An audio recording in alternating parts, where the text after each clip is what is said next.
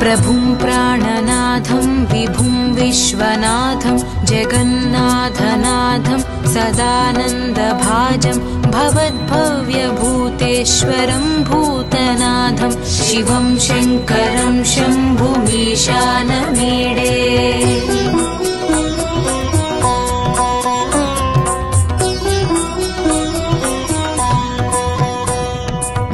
गलेरुण्डमालं तनौ सर्पजालं महाकालकालं गणेशादिपालं जटाजूटगङ्गोत्तरं गैर्विशालं शिवं शङ्करं शम्भुमीशानमीडे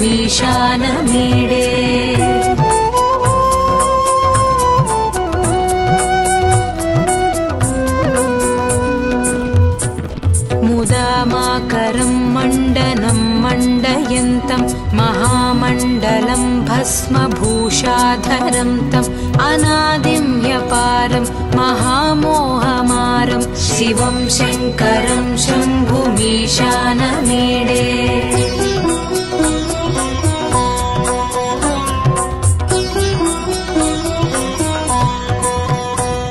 वटाधो निवासं महाटाट्टहासं महापापनाशं सदा सुप्रकाशं गिरीशं गणेशं सुरेशं महेशं शिवं शङ्करं शम्भुमीशानमीडे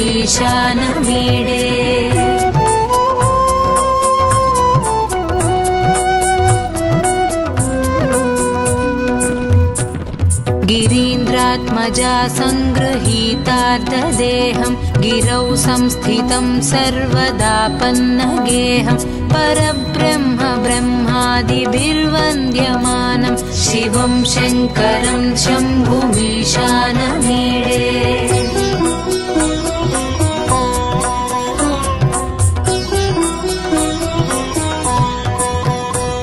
कपालं त्रिशूलं कराभ्यां दधानं पदाम्भोजनं रायकामं ददानं बलिवर्धमानं सुराणां प्रधानं शिवं शङ्करं शम्भुमीशानमीडे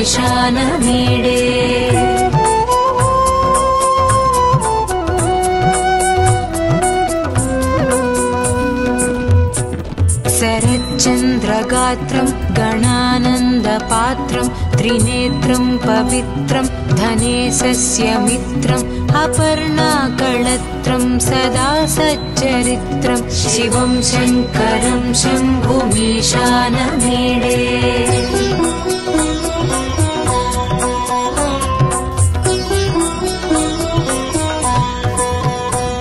हरं सर्पहारं चिताभूविहारं भवं वेदसारं सदा निर्विकारं श्मशाने वसन्तं मनोजं दहन्तं शिवं शङ्करं शम्भुमीशानमीडे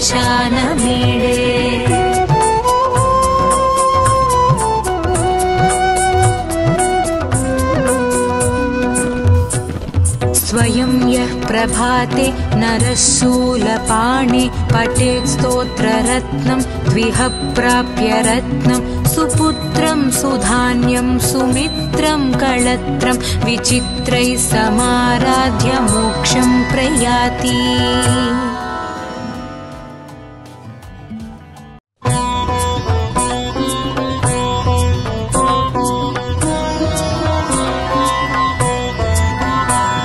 प्रभुं प्राणनाथं विभुं विश्वनाथं जगन्नाथनाथं सदानन्दभाजं भवद्भव्यभूतेश्वरं भूतनाथं शिवं शङ्करं शम्भुमीशानमीडे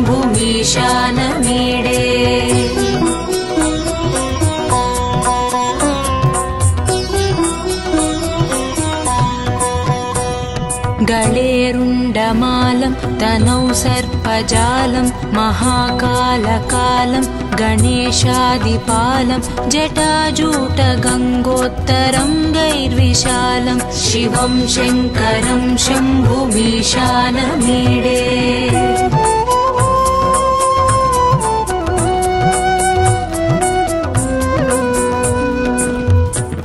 मुदामाकरं मण्डनं मण्डयन्तं महामण्डलं भस्मभू भस्मभूषाधरं तम् अनादिं ह्यपारं महामोहमारं शिवं शङ्करं शम्भुमीशानमीडे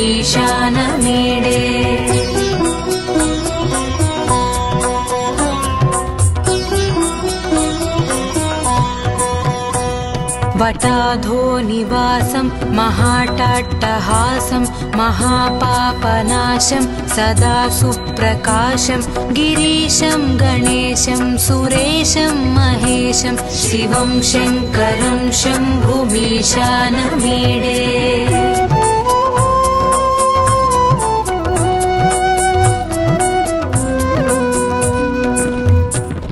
गिरीन्द्रात्मजा सङ्गृहीतार्धदेहं गिरौ संस्थितं सर्वदा पन्नगेहं परब्रह्म ब्रह्मादिभिर्वन्द्यमानं शिवं शङ्करं शम्भुमीशानमीडे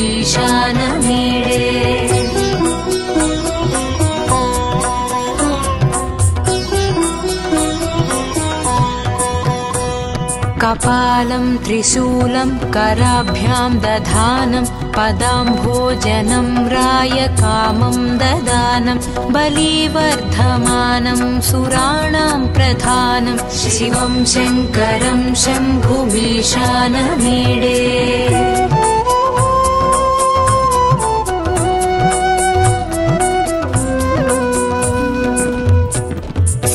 शरच्चन्द्रगात्रं गणानन्दपात्रं त्रिनेत्रं पवित्रं धनेशस्य मित्रम् अपर्णाकळत्रं सदा सच्चरित्रं शिवं शङ्करं शम्भुमीशानमीडे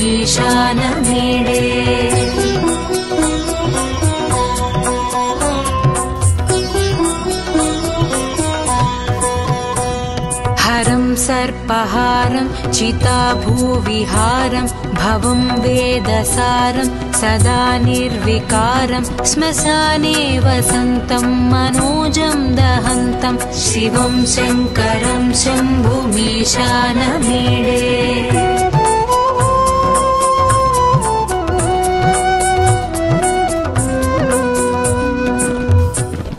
स्वयं यः प्रभाते नरः शूलपाणे पठेत् स्तोत्ररत्नं द्विह प्राप्य रत्नं सुपुत्रं सुधान्यं सुमित्रं कळत्रं विचित्रैः समाराध्य मोक्षं प्रयाति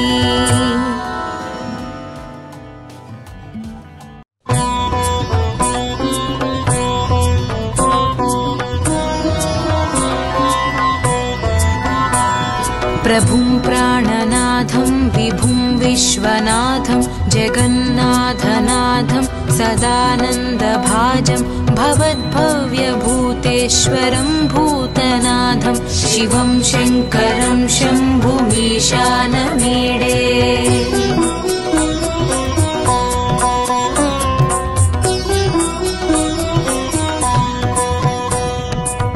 गळेरुण्डमालं तनौ सर्पजालं महाकालकालं गणेशादिपालं जटाजूटगङ्गोत्तरङ्गैर्विशालं शिवं शङ्करं शम्भुमीशानमीडे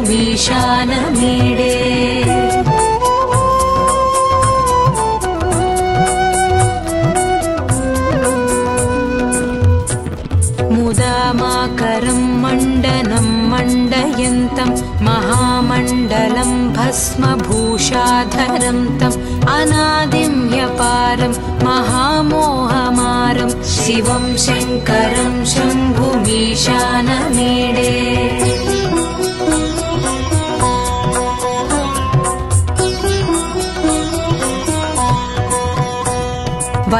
वटाधोनिवासं महाटाट्टहासं महापापनाशं सदा सुप्रकाशं गिरीशं गणेशं सुरेशं महेशं शिवं शङ्करं शम्भुमीशानमीडे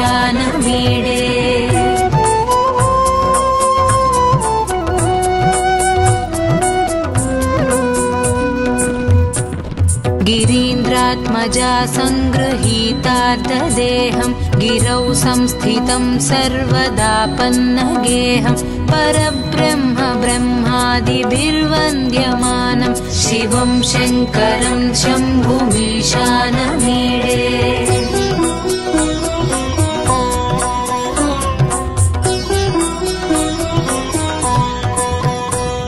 कपालं त्रिशूलं कराभ्यां दधानं पदाम्भोजनं रायकामं ददानं बलिवर्धमानं सुराणां प्रधानं शिवं शङ्करं शम्भुमीशानमीडे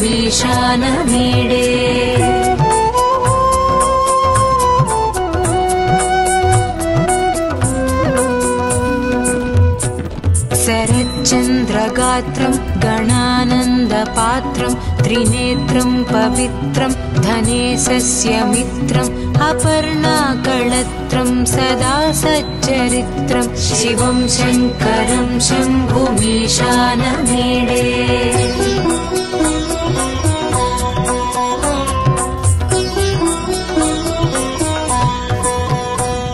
हरं सर्पहारं चिताभूविहारं भवं वेदसारं सदा निर्विकारं श्मशाने वसन्तं मनोजं दहन्तं शिवं शङ्करं शम्भुमीशानमीडे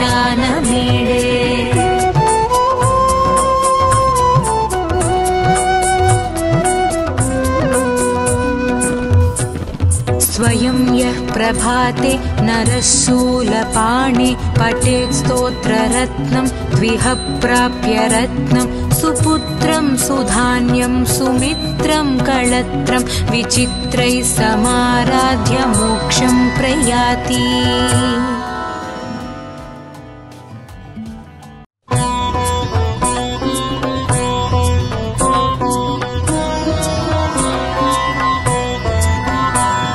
प्रभुं प्राणनाथं विभुं विश्वनाथं जगन्नाथनाथं सदानन्दभाजं भवद्भव्यभूतेश्वरं भूतनाथं शिवं शङ्करं शम्भुमीशानमीडे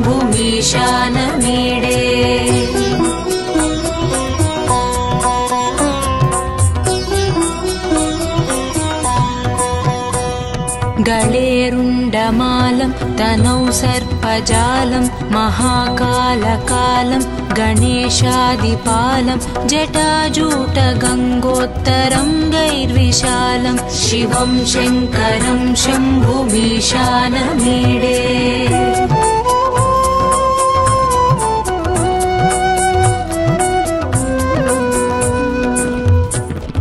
मुदामाकरं मण्डनं मण्डयन्तं महामण्डलं भस्मभूषाधरं तम् अनादिं ह्यपारं महामोहमारं शिवं शङ्करं शम्भुमीशानमीडे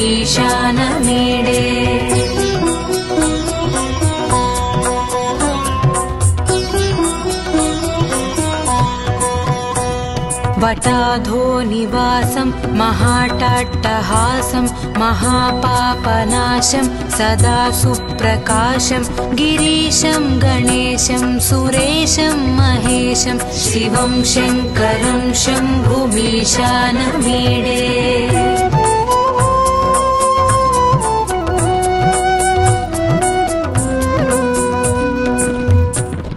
गिरीन्द्रात्मजा सङ्गृहीतार्धदेहं गिरौ संस्थितं सर्वदापन्नगेहं परब्रह्म ब्रह्मादिभिर्वन्द्यमानं शिवं शङ्करं शम्भुमीशानमीडे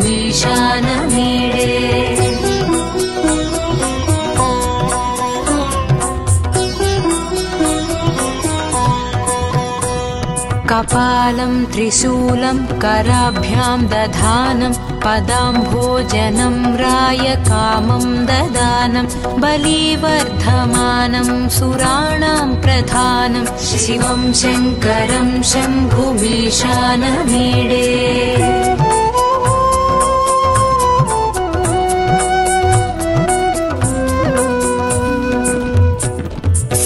शरच्चन्द्रगात्रं गणानन्द ज्ञानानन्दपात्रं त्रिनेत्रं पवित्रं धनेशस्य मित्रम् अपर्णाकळत्रं सदा सच्चरित्रं शिवं शङ्करं शम्भुमीशानमीडे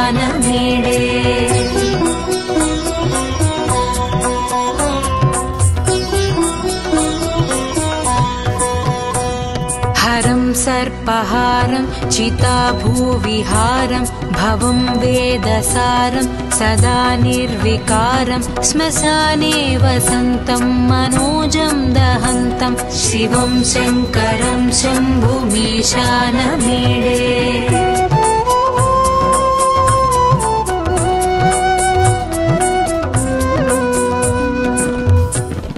स्वयं यः प्रभाते नरः शूलपाणे पठेत् स्तोत्ररत्नं द्विह प्राप्य रत्नं सुपुत्रं सुधान्यं सुमित्रं कळत्रं विचित्रैः समाराध्य मोक्षं प्रयाति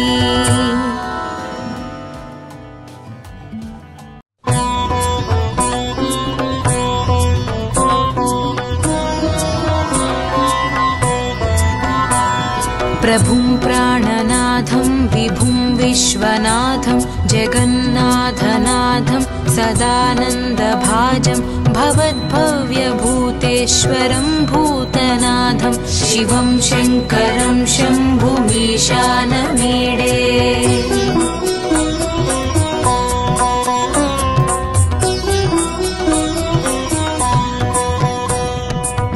गळेरुण्डमालं तनौ सर्पजालं महाकालकालं गणेशादिपालं जटाजूटगङ्गोत्तरं गैर्विशालं शिवं शङ्करं शम्भुमीशानमीडे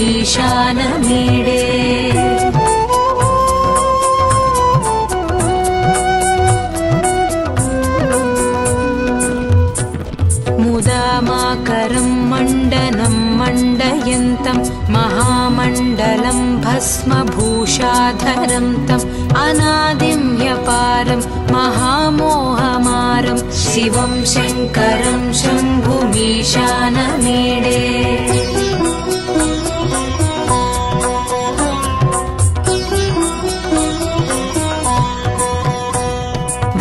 वटाधोनिवासं महाटाट्टहासं महापापनाशं सदा सुप्रकाशं गिरीशं गणेशं सुरेशं महेशं शिवं शङ्करं शम्भुमीशानमीडे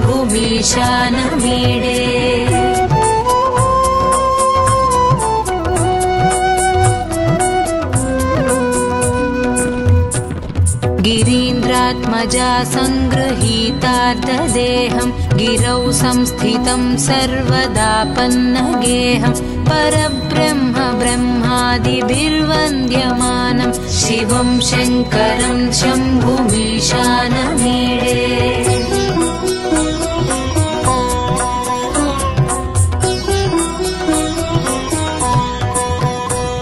कपालं त्रिशूलं कराभ्यां दधानं पदाम्भोजनं रायकामं ददानं बलिवर्धमानं सुराणां प्रधानं शिवं शङ्करं शम्भुमीशानमीडे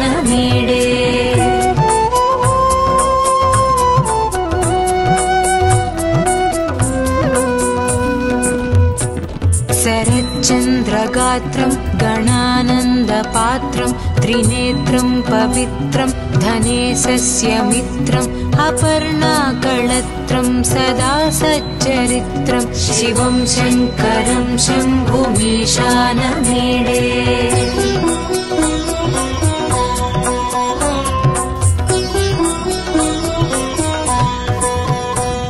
हरं सर्पहारं चिताभूविहारं भवं वेदसारं सदा निर्विकारं श्मशाने वसन्तं मनोजं दहन्तं शिवं शङ्करं शम्भुमीशानमीडे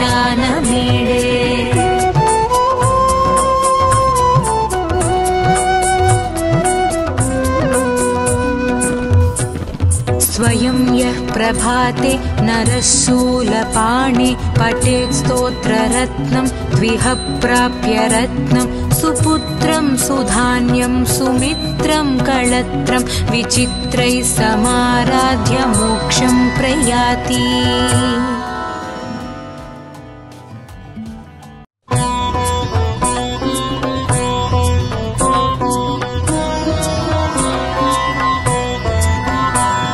प्रभुं प्राणनाथं विभुं विश्वनाथं जगन्नाथनाथं सदानन्दभाजं भवद्भव्यभूतेश्वरं भूतनाथं शिवं शङ्करं शम्भुमीशानमीडे।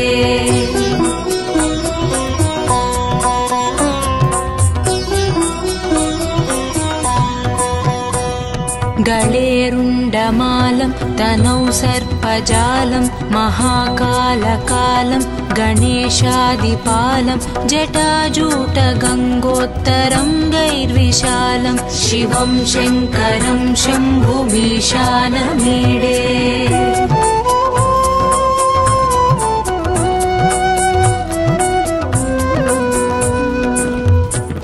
मुदामाकरं मण्डनं मण्डयन्तं महामण्डलं भस्मभूषाधरं तम् अनादिं ह्यपारं महामोहमारं शिवं शङ्करं शम्भुमीशानमीडे।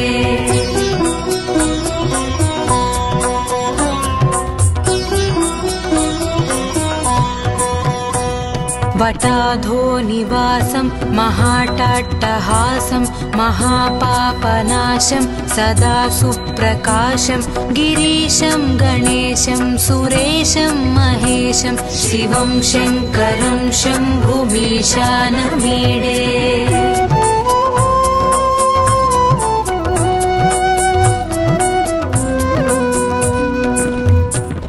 गिरीन्द्रात्मजा सङ्गृहीतार्धदेहं गिरौ संस्थितं सर्वदापन्नगेहं परब्रह्म ब्रह्मादिभिर्वन्द्यमानं शिवं शङ्करं शम्भुमीशानमीडे।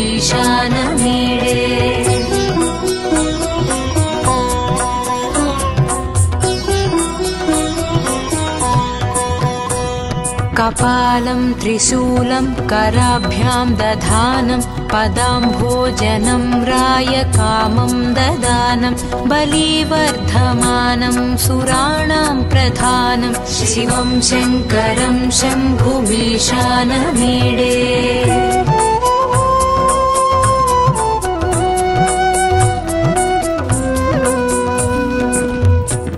शरच्चन्द्रगात्रं गणानन्दपात्रं त्रिनेत्रं पवित्रं धनेशस्य मित्रम् अपर्णाकळत्रं सदा सच्चरित्रं शिवं शङ्करं शम्भुमीशानमीडे।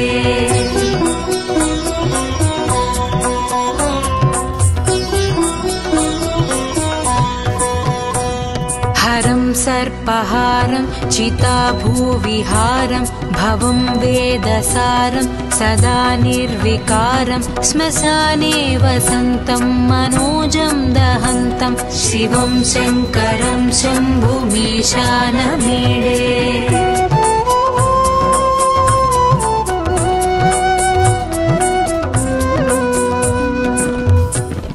स्वयं यः प्रभाते नरः शूलपाणे पठेत् स्तोत्ररत्नं द्विह प्राप्य रत्नं सुपुत्रं सुधान्यं सुमित्रं कळत्रं विचित्रैः समाराध्य मोक्षं प्रयाति।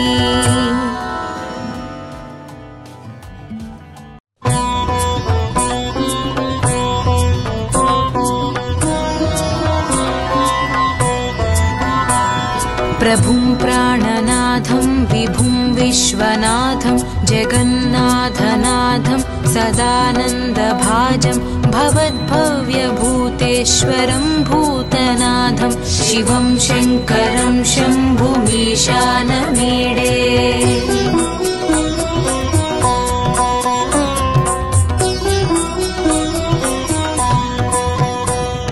गळेरुण्डमालं तनौ सर्पजालं महाकालकालं गणेशादिपालं जटाजूटगङ्गोत्तरङ्गैर्विशालं शिवं शङ्करं शम्भुमीशानमीडे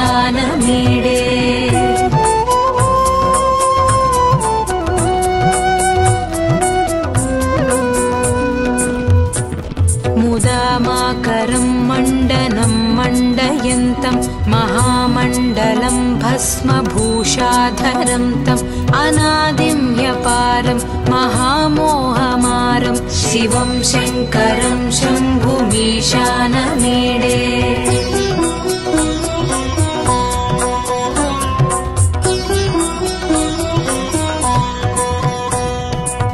वटाधोनिवासं महाटाट्टहासं महापापनाशं सदा सुप्रकाशं गिरीशं गणेशं सुरेशं महेशं शिवं शङ्करं शम्भुमीशानमीडे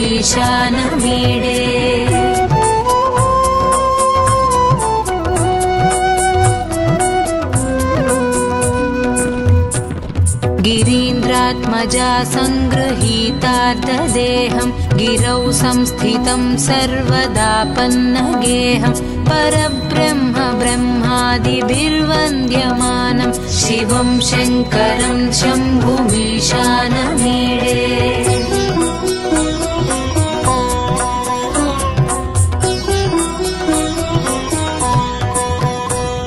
कपालं त्रिशूलं कराभ्यां दधानं पदाम्भोजनं रायकामं ददानं बलिवर्धमानं सुराणां प्रधानं शिवं शङ्करं शम्भुमीशानमीडे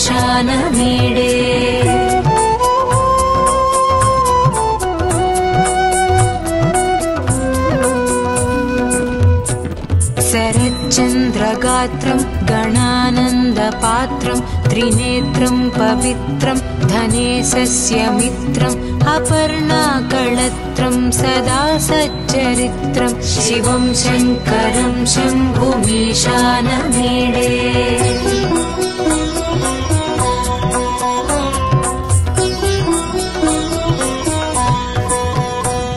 हरं सर्पहारं चिताभूविहारं भवं वेदसारं सदा निर्विकारं श्मशाने वसन्तं मनोजं दहन्तं शिवं शङ्करं शम्भुमीशानमीडे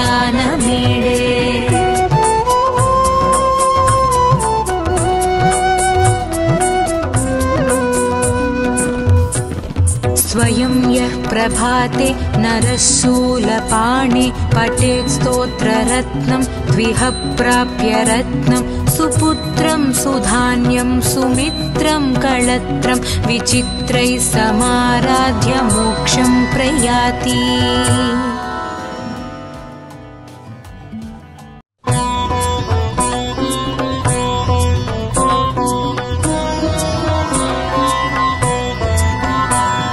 प्रभुं प्राणनाथं विभुं विश्वनाथं जगन्नाथनाथं सदानन्दभाजं भवद्भव्यभूतेश्वरं भूतनाथं शिवं शङ्करं शम्भुमीशानमीडे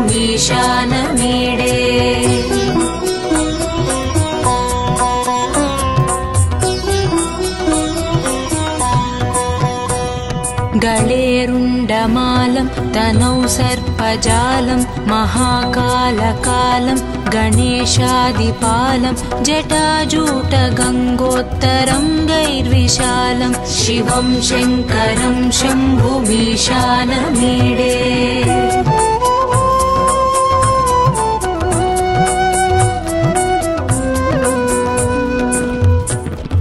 मुदामाकरं मण्डनं मण्डयन्तं महामण्डलं भस्मभूषाधरं तम् अनादिं ह्यपारं महामोहमारं शिवं शङ्करं शम्भुमीशानमीडे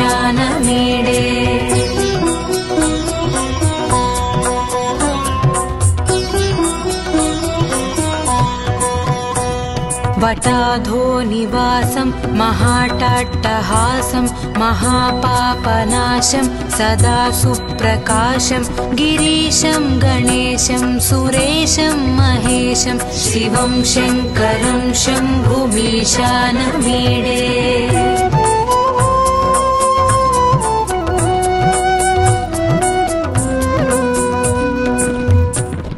गिरीन्द्रात्मजा सङ्गृहीतार्धदेहं गिरौ संस्थितं सर्वदापन्नगेहं परब्रह्म ब्रह्मादिभिर्वन्द्यमानं शिवं शङ्करं शम्भुमीशानमीडे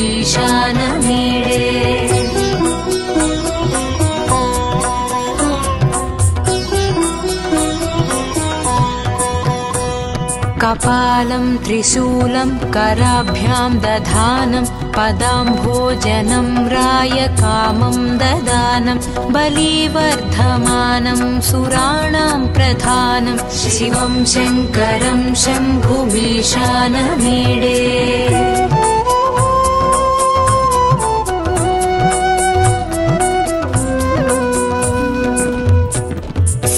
शरच्चन्द्रगात्रं गणानन्दपात्रं त्रिनेत्रं पवित्रं धनेशस्य मित्रम् अपर्णाकळत्रं सदा सच्चरित्रं शिवं शङ्करं शम्भुमीशानमीडे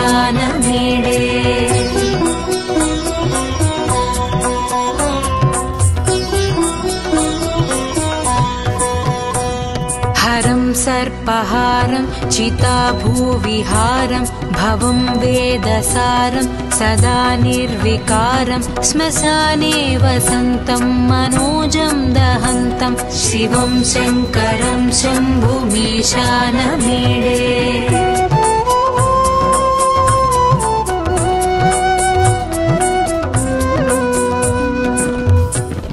स्वयं यः प्रभाते नरः शूलपाणे पठेत् स्तोत्ररत्नं द्विह प्राप्य रत्नं सुपुत्रं सुधान्यं सुमित्रं कळत्रं विचित्रैः समाराध्य मोक्षं प्रयाति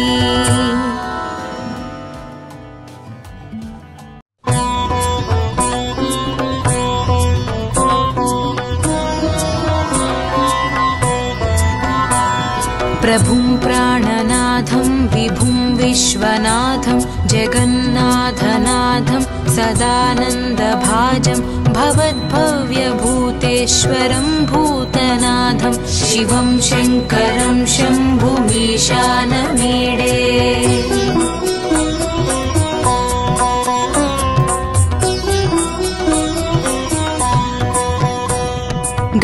गळेरुण्डमालं तनौ सर्पजालं महाकालकालं गणेशादिपालं जटाजूटगङ्गोत्तरङ्गैर्विशालं शिवं शङ्करं शम्भुमीशानमीडे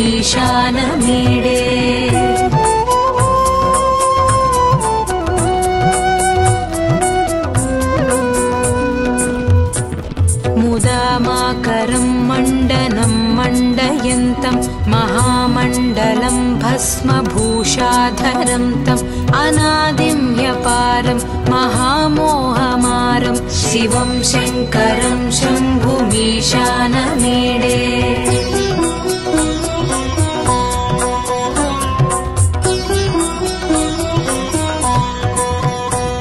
वटाधो निवासं महाटाट्टहासं महापापनाशं सदा सुप्रकाशं गिरीशं गणेशं सुरेशं महेशं शिवं शङ्करं शम्भुमीशानमीडे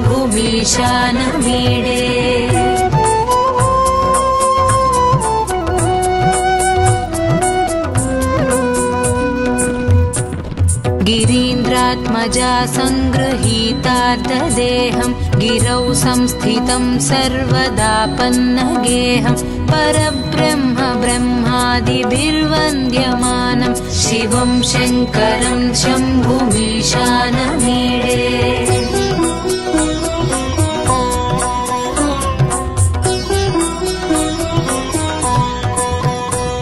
कपालं त्रिशूलं कराभ्यां दधानं पदाम्भोजनं रायकामं ददानं बलिवर्धमानं सुराणां प्रधानं शिवं शङ्करं शम्भुमीशानमीडे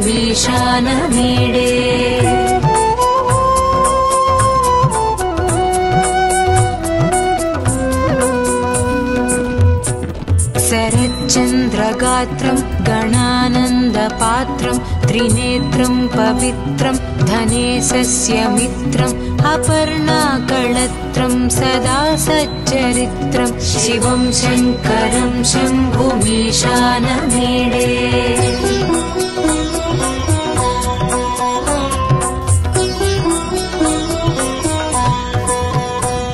हरं सर्पहारं चिताभूविहारं भवं वेदसारं सदा निर्विकारं श्मशाने वसन्तं मनोजं दहन्तं शिवं शङ्करं शम्भुमीशानमीडे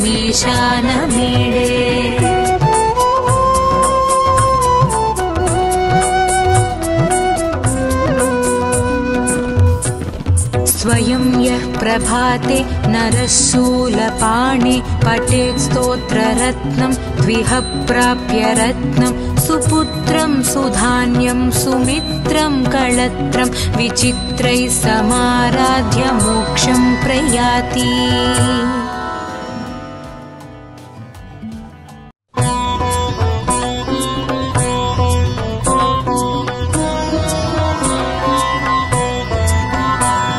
प्रभुं प्राणनाथं विभुं विश्वनाथं जगन्नाथनाथं सदानन्दभाजं भवद्भव्यभूतेश्वरं भूतनाथं शिवं शङ्करं शम्भुमीशानमीडे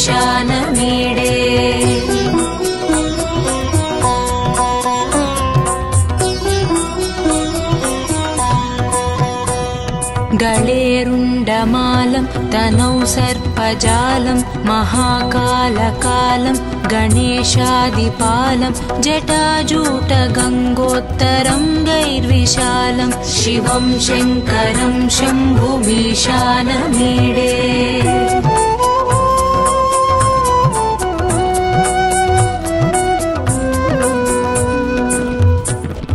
मुदामाकरं मण्डनं मण्डयन्तं महामण्डलं भस्मभूषाधरं तम् अनादिं ह्यपारं महामोहमारं शिवं शङ्करं शम्भुमीशानमीडे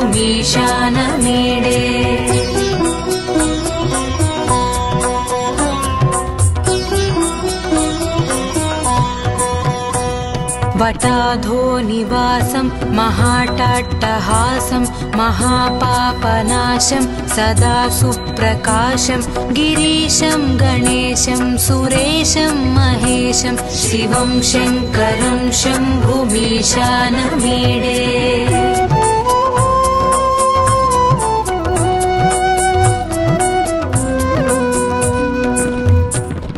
गिरीन्द्रात्मजा सङ्गृहीतार्धदेहं गिरौ संस्थितं सर्वदा पन्नगेहं परब्रह्म ब्रह्मादिभिर्वन्द्यमानं शिवं शङ्करं शम्भुमीशानमीडे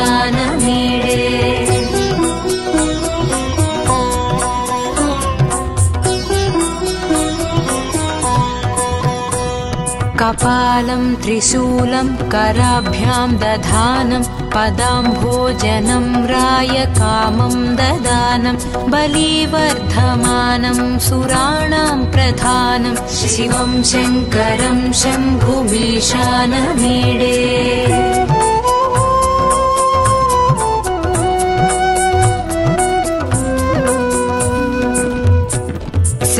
शरच्चन्द्रगात्रं गणानन्दपात्रं त्रिनेत्रं पवित्रं धनेशस्य मित्रम् अपर्णाकळत्रं सदा सच्चरित्रं शिवं शङ्करं शम्भुमीशानमीडे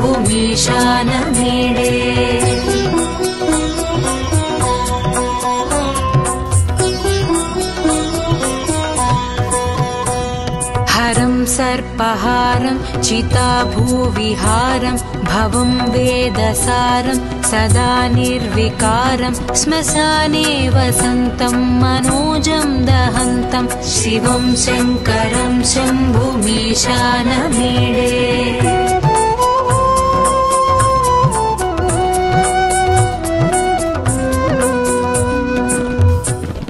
स्वयं यः प्रभाते नरः शूलपाणे पठेत् स्तोत्ररत्नं द्विह प्राप्य रत्नं सुपुत्रं सुधान्यं सुमित्रं कळत्रं विचित्रैः समाराध्य मोक्षं प्रयाति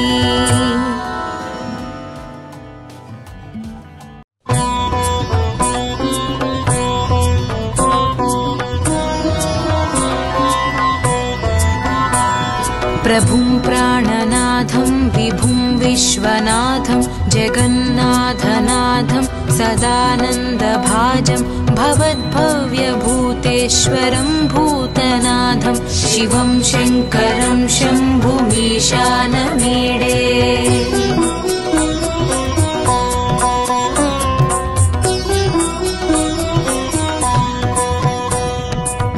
गळेरुण्डमालं तनौ सर्पजालं महाकालकालं गणेशादिपालं जटाजूटगङ्गोत्तरं गैर्विशालं शिवं शङ्करं शम्भुमीशानमीडे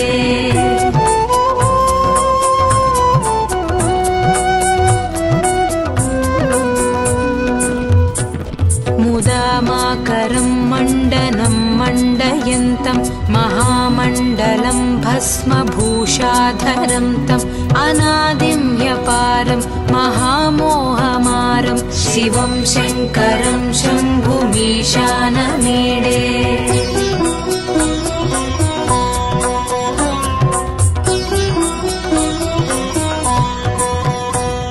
वटाधो निवासं महाटाट्टहासं महापापनाशं सदा सुप्रकाशं गिरीशं गणेशं सुरेशं महेशं शिवं शङ्करं शम्भुमीशानमीडे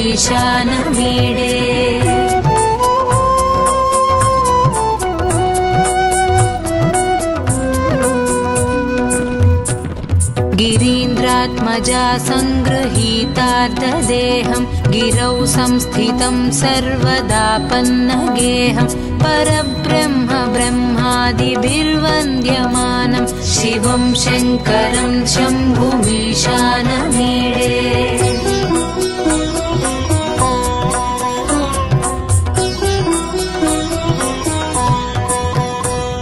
कपालं त्रिशूलं कराभ्यां दधानं पदाम्भोजनं रायकामं ददानं बलिवर्धमानं सुराणां प्रधानं शिवं शङ्करं शम्भुमीशानमीडे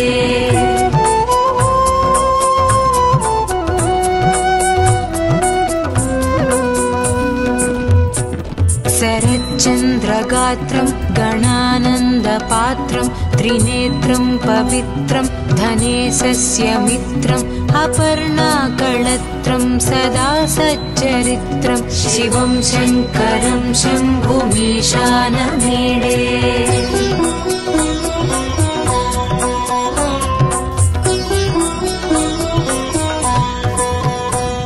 हरं सर्पहारं चिताभूविहारं भवं वेदसारं सदा निर्विकारं श्मशाने वसन्तं मनोजं दहन्तं शिवं शङ्करं शम्भुमीशानमीडे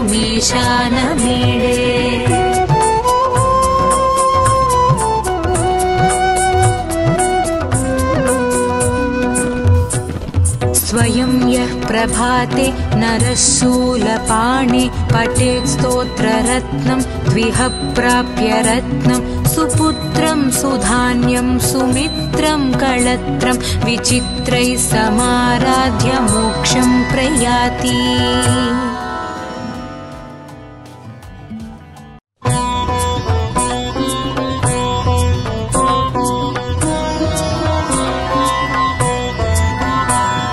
प्रभुं प्राणनाथं विभुं विश्वनाथं जगन्नाथनाथं सदानन्दभाजं भवद्भव्यभूतेश्वरं भूतनाथं शिवं शङ्करं शम्भुमीशानमीडे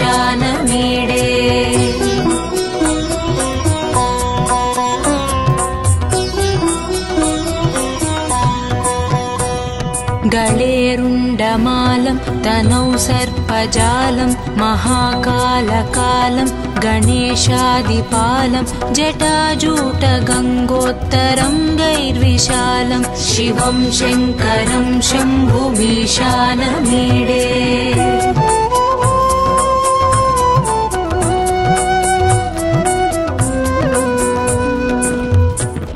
मुदामाकरं मण्डनं मण्डयन्तं महामण्डलं भस्मभूषाधरं तम् अनादिं ह्यपारं महामोहमारं शिवं शङ्करं शम्भुमीशानमीडे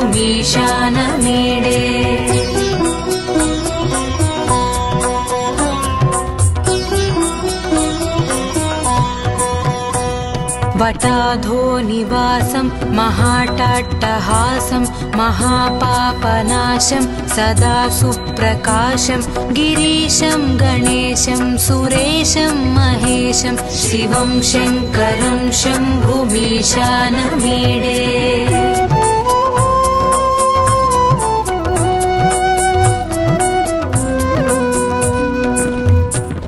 गिरीन्द्रात्मजा सङ्गृहीतार्धदेहं गिरौ संस्थितं सर्वदा पन्नगेहं परब्रह्म ब्रह्मादिभिर्वन्द्यमानं शिवं शङ्करं शम्भुमीशानमीडे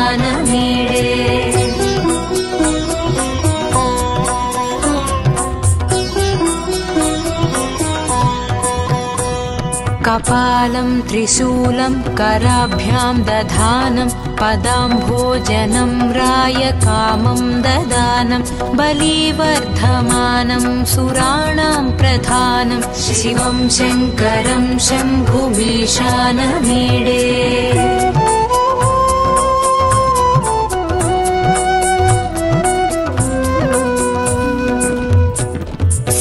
शरच्चन्द्रगात्रं गणानन्दपात्रं त्रिनेत्रं पवित्रं धनेशस्य मित्रम् अपर्णाकळत्रं सदा सच्चरित्रं शिवं शङ्करं शम्भुमीशानमीडे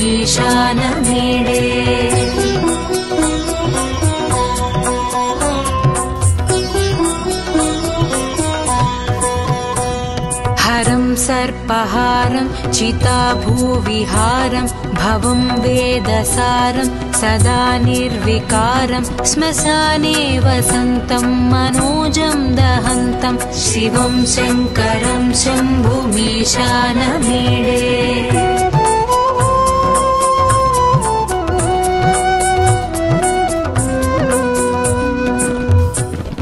स्वयं यः प्रभाते नरः शूलपाणे पठेत् स्तोत्ररत्नं द्विह प्राप्य रत्नं सुपुत्रं सुधान्यं सुमित्रं कळत्रं विचित्रैः समाराध्य मोक्षं प्रयाति।